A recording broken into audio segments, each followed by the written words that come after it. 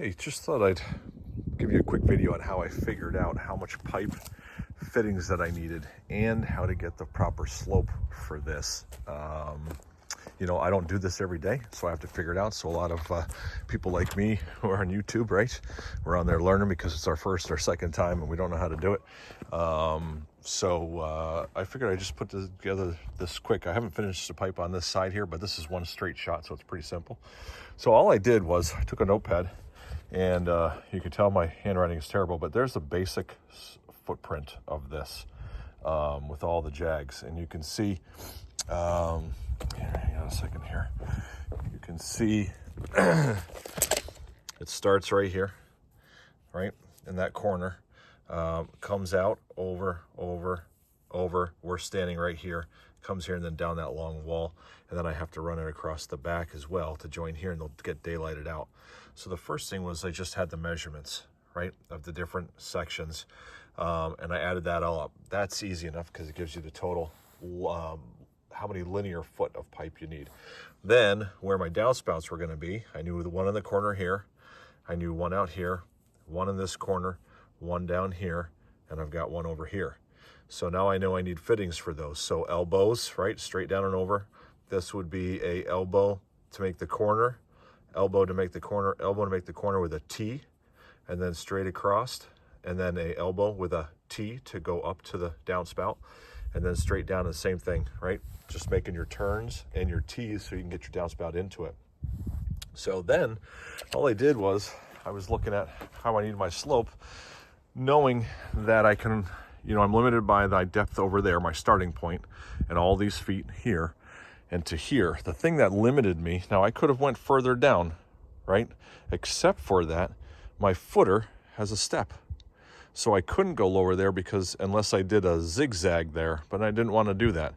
So all I did was I figured out what the maximum was from there to the top of my wall. So I measured this plus that, right? And that gave me a point to go by. And then I took my total feet over there. I used my calculator. I times the total feet by 0.25, which is 1/4 of an inch drop per foot. And that gave me how many inches total I wanted it to drop from there all the way over to here. And then all I did is I used this distance here times 0.25 to get the drop from that corner to that corner. Now, once I knew how many inches total, right? I took it from this, my lowest spot that I could go with that concrete. I added on that total number, and I went back over here to my starting place. I hope this is making sense, guys. Right? The total inches of drop, basing it on the lowest that I could go at that point right there because of the concrete.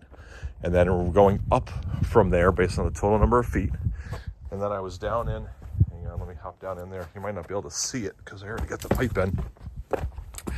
But then all I did was measuring from the top of the wall, right? That's where I got my measurement. I measured down on the wall with a Sharpie. I did a blue line, and that says 29.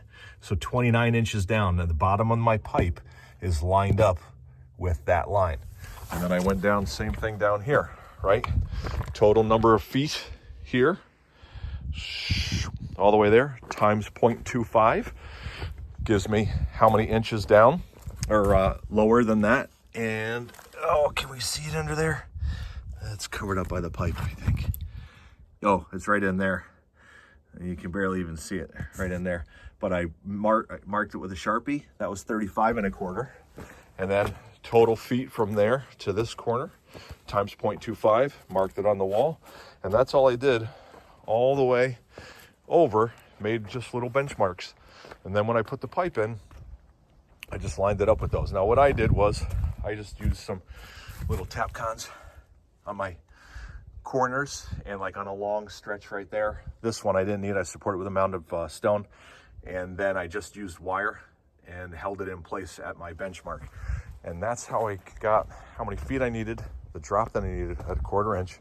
And then once we go around this corner here, I don't need to measure because it's just a steady drop just because of the terrain all the way down. So that's just I'm gonna connect them and keep it in a straight line going all the way down where it'll then get daylighted right out and be done. So I hope that helps, guys. If not, just ask me a question in the comments and I'll try to help you out. All right.